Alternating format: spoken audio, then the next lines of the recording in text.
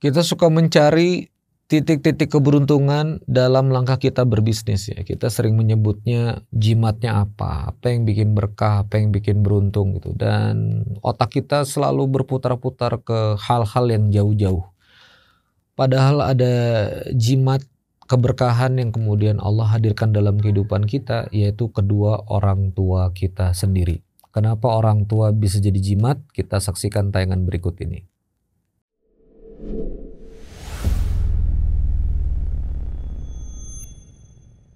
A'udzubillahi minasyaitonirrajim. Bismillahirrahmanirrahim. Assalamualaikum warahmatullahi wabarakatuh. Alhamdulillahirabbil alamin. Allahumma shalli ala sayidina Muhammad wa ala ali sayidina Muhammad. Rabbi shrah li sadri wa yassir li amri wahlul 'uqdatam min lisani yafqahu qawli. Rabbi anzilni munzalan mubarakan wa anta khairul munzilin. Shadaqallahul adzim. Subhanaka la ilma lana illa ma 'allamtana innaka antal alimul hakim.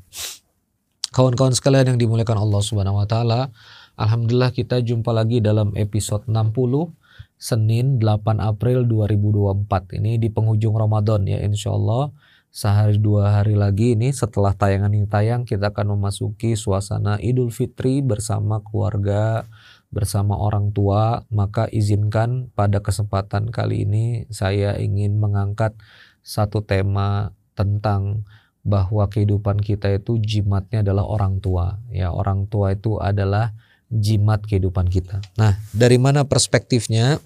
Ya, kita akan belajar tentang ya jimat ya, jimat hidup ya. Ini adalah orang tua kita ya. Jadi yang namanya jimat kehidupan ya, jimat kehidupan ini adalah orang tua kita nih, kedua orang tua kita. Kedua orang tua. Ini adalah jimat kehidupan. Saya pada kesempatan kali ini ingin bawa perspektif dari hadis dulu. Jadi dari hadis ini kita akan nanti masuk kepada Quran sehingga nanti kita ngerti, oh iya ya sinkronisasinya begitu.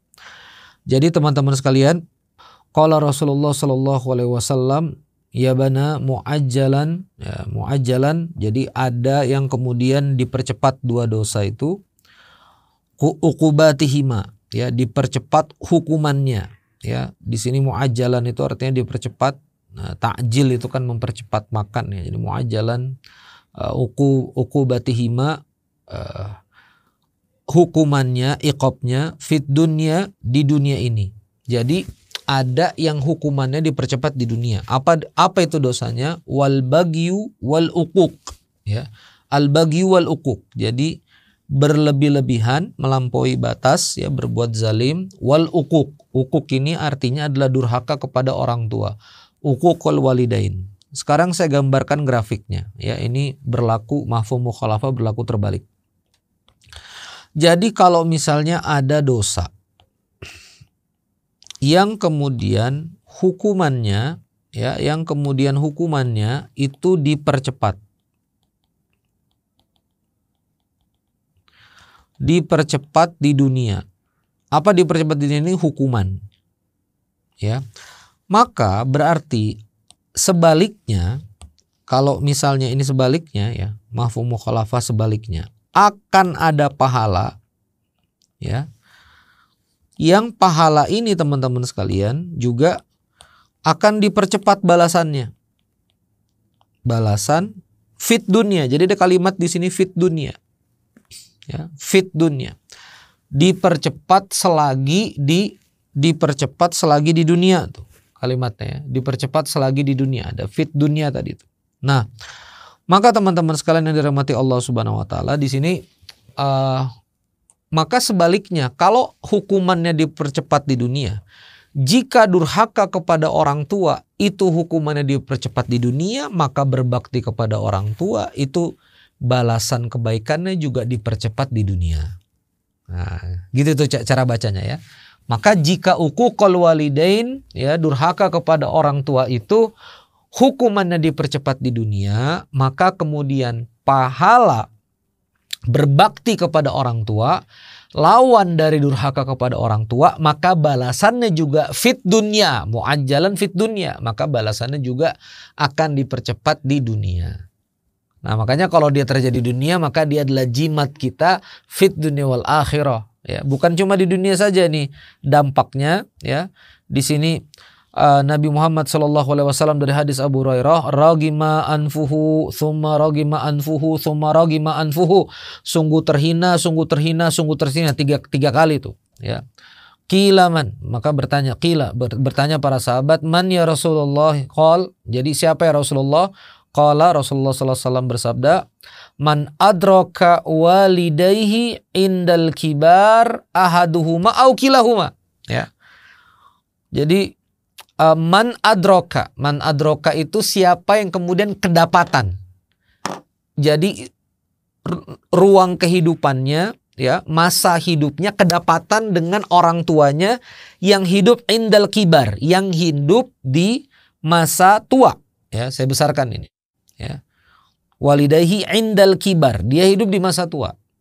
Ahaduhuma au kilahuma, salah satunya atau keduanya. Tsumma lam yadkhilil jannah, kemudian dia di akhirat nggak masuk surga, itu terhina. Artinya apa? Gini, orang tua itu jalan paling mudah untuk kita ke surganya Allah Azza wa Jalla. Ya, kita punya orang tua sudah tua kibar, ya, lalu kemudian hidupnya beririsan dengan hidup kita juga masih hidup. Itu harusnya, kata Nabi, harusnya kamu mudah masuk surga itu. Nah, ini barokahnya orang tua. Jadi nggak main-main ya teman-teman sekalian ya. Orang tua itu, kedua orang tua kita, ahaduhuma au kilahuma, salah satunya atau dua-duanya ayah dan ibu kita, ya, ini nggak bisa dianggap remeh, ya. Makanya ini adalah sebuah kajian yang dari saya, Quranic Insight for Entrepreneur, ini untuk teman-teman mudik ini, ya.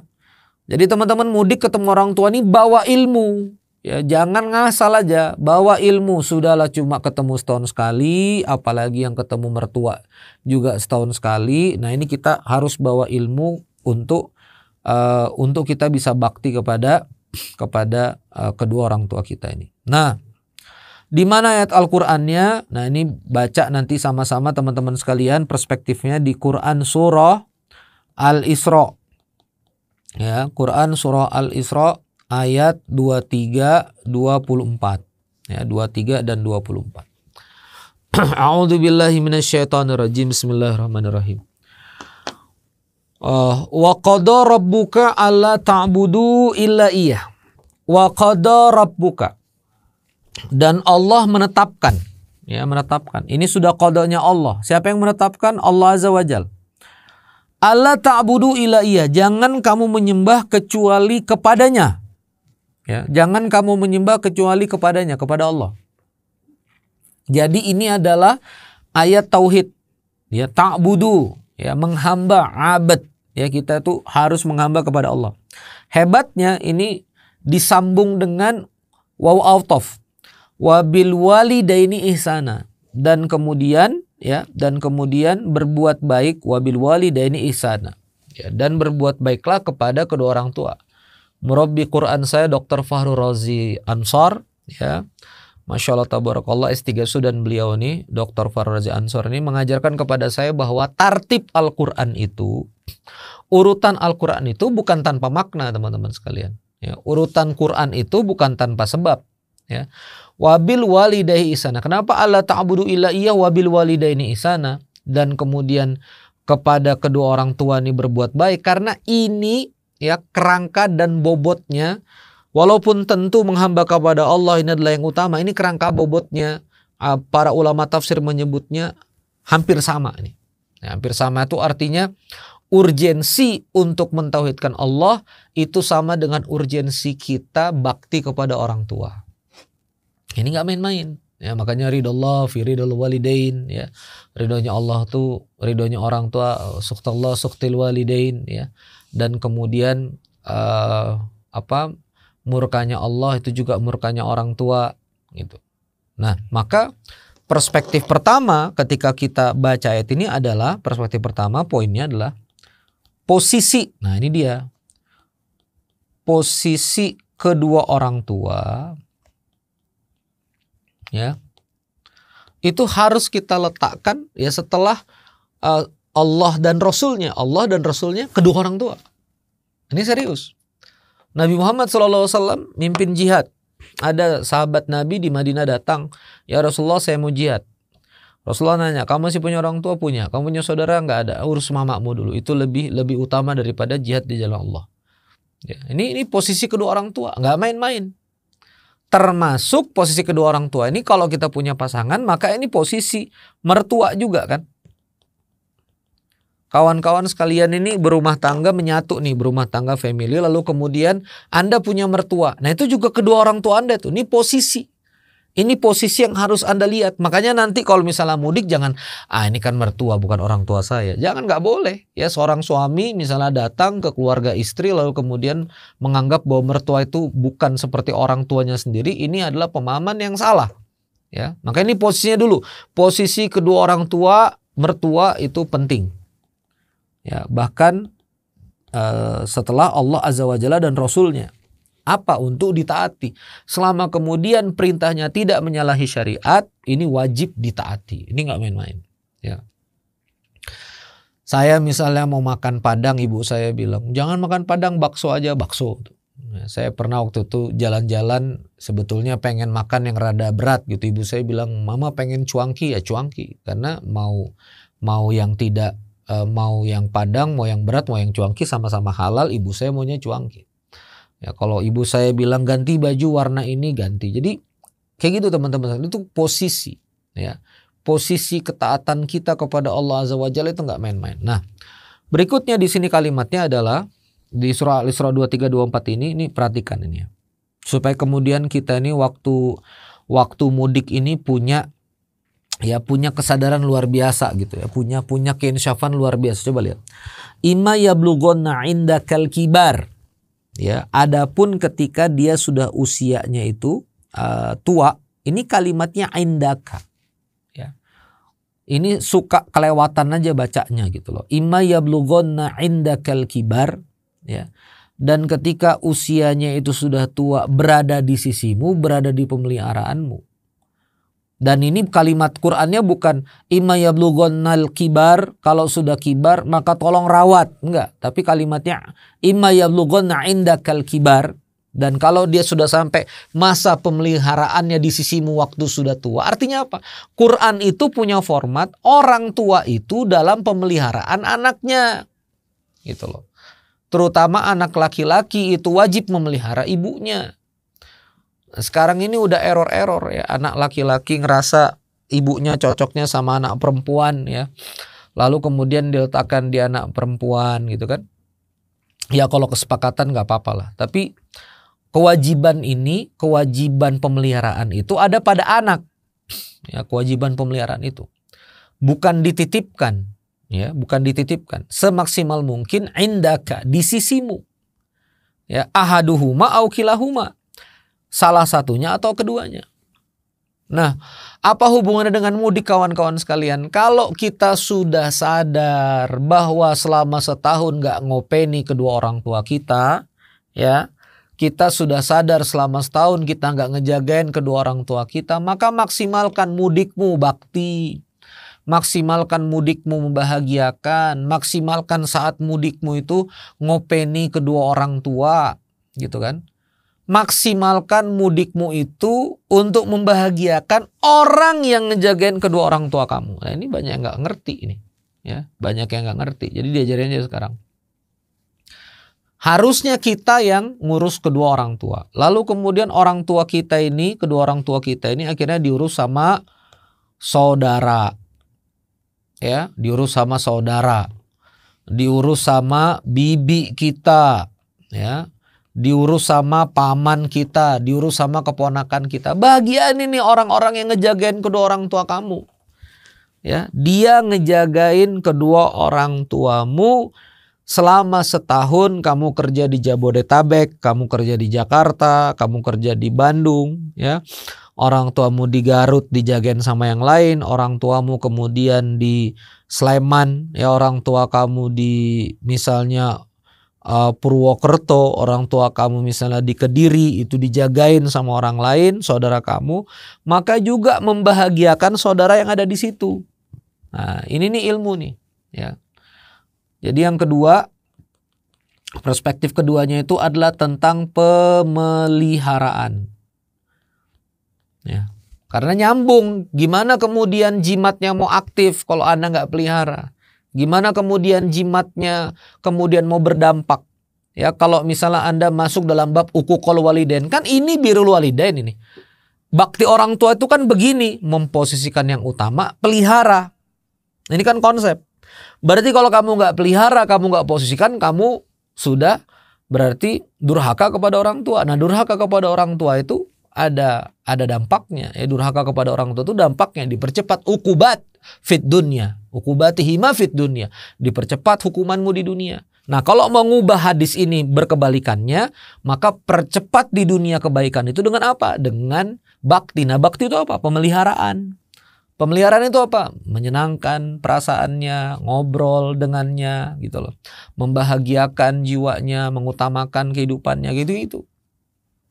Nah, itu yang teman-teman harus pahami, ya.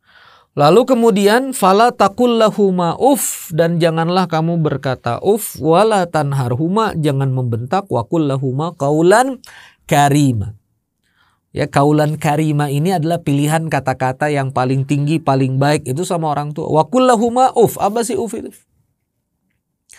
Uff itu gini loh teman-teman sekalian, adab bicara itu misalnya disuruh apa gitu, lalu kemudian kamu hembuskan nafas.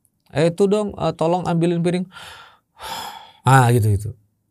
Nggak komplain, cuma Anda hembus nafas kayak nggak redo, itu juga bagian dari durhaka kepada orang tua. Maka fala taqul lahuma uff, jangan kamu buang-buang nafas begitu, wala tanharhuma, apalagi sampai bentak, apalagi sampai marahin. Jadi kalau nggak penting-penting debat sama orang tua, ya nggak perlu berdebat, ya nggak penting-penting kemudian bertengkar sama orang tua, ya jangan bertengkar. Wa qul lahuma qaulan karima, ya. Dan kepada kedua orang tua itu ucapkan yang baik-baik, ucapkan yang indah-indah, yang mulia-mulia. Wa qul lahuma qaulan karima. Jadi gimana tuh? Yang ketiga tuh bakti orang tua di sisi apa? Yang ketiga, bakti orang tua di sisi cara komunikasi. Harus menyenangkan, ya. Wala taqul lahuma uff, jangan cuma terlihat membantah, itu juga nggak boleh. Terlihat bantah, ya, membantah.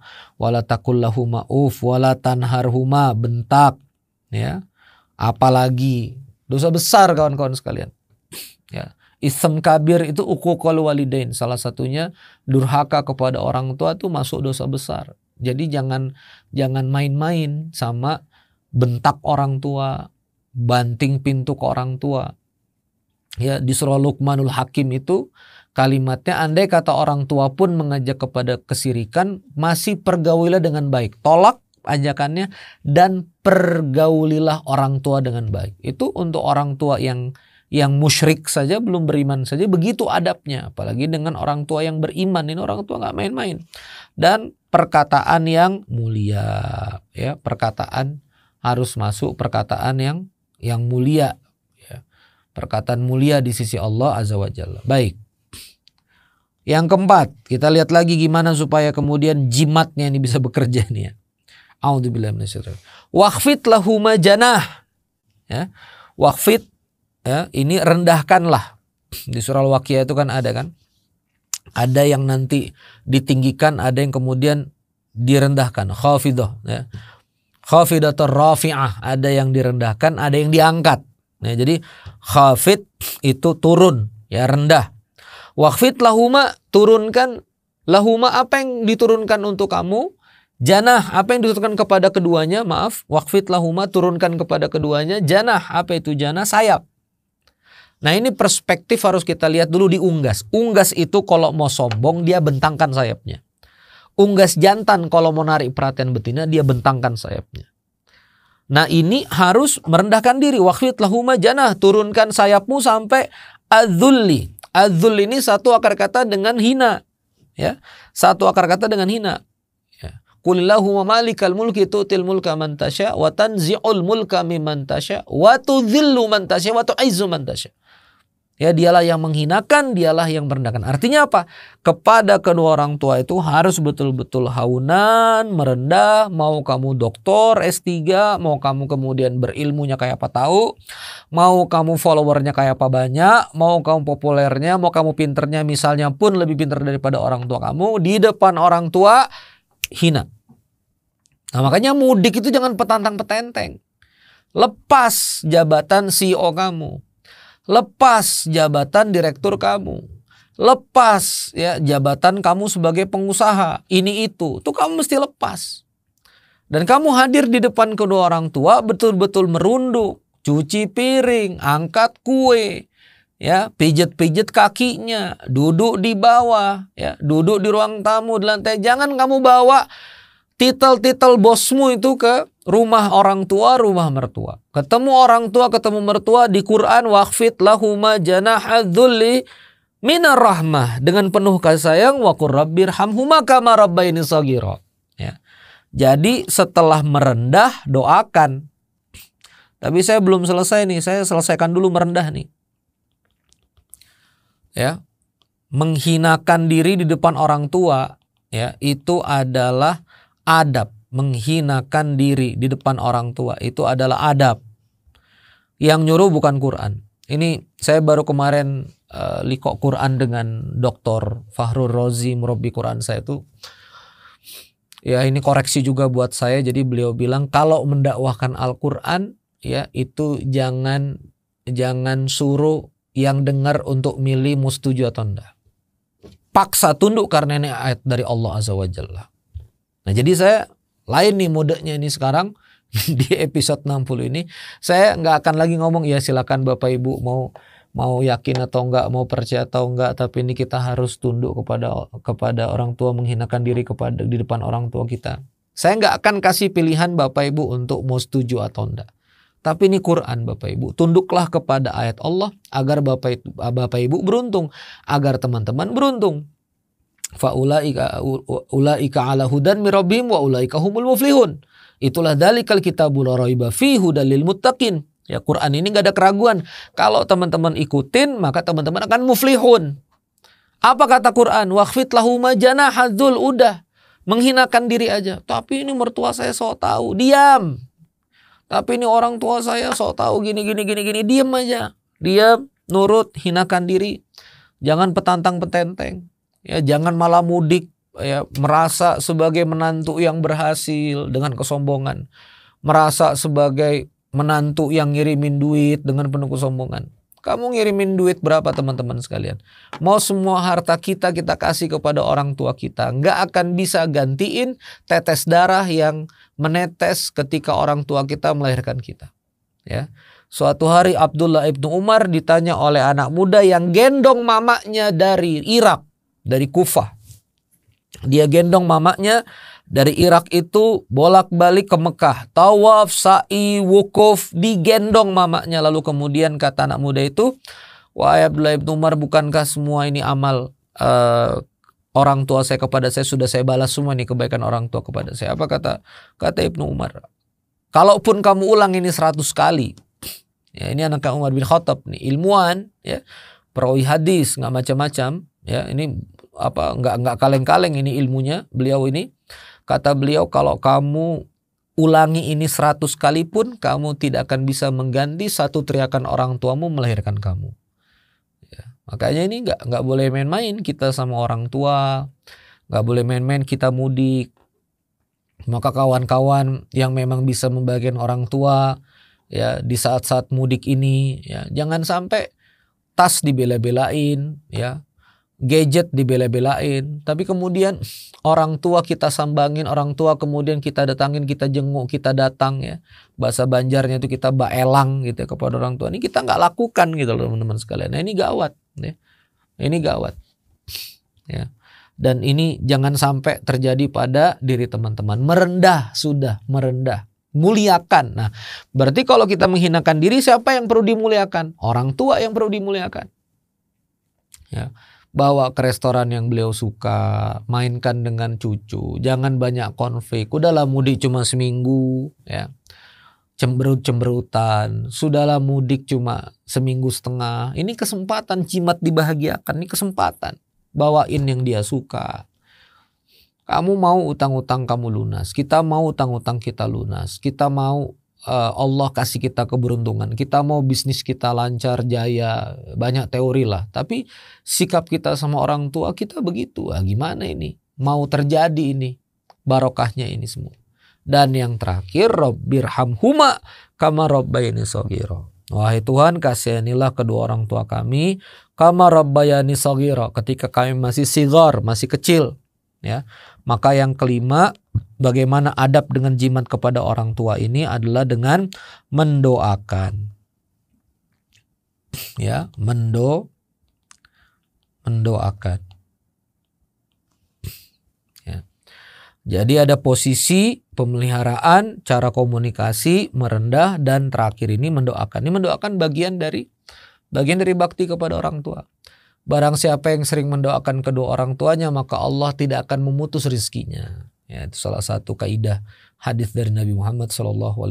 Doakan Allahumma firli wali walidayya warhamhuma kama rabbayani shaghira. Ya Allah, ampuni bapakku, ampuni, rahmati, sayangi. Nah, ini penting, ya. Maka saya akhiri, Bapak Ibu sekalian, sudah 26 menit saya kemudian menyampaikan paparan ini. Ayolah, ya. Ini sudah ada Qur'annya, sudah ada hadisnya, tidak ada pilihan kecuali kita bakti kepada orang tua.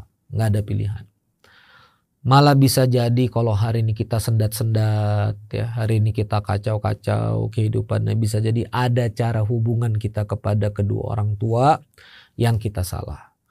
Nah, maka kita bakti kepada orang tua. Tadi gimana caranya? Kalau masih ada kayak tadi, kalau misalnya nggak ada, bahagiakan orang-orang yang orang tua kita sayang dulu. Sambung lagi kerabat, sambung lagi rahim, sambung lagi kebahagiaan dengan saudara-saudara kita. Ya, Masya Allah, tabarakallah. Semoga banyak kebaikan yang kita bisa dapatkan. Terima kasih kawan-kawan sekalian. Selamat mudik bagi yang mau mudik, ya.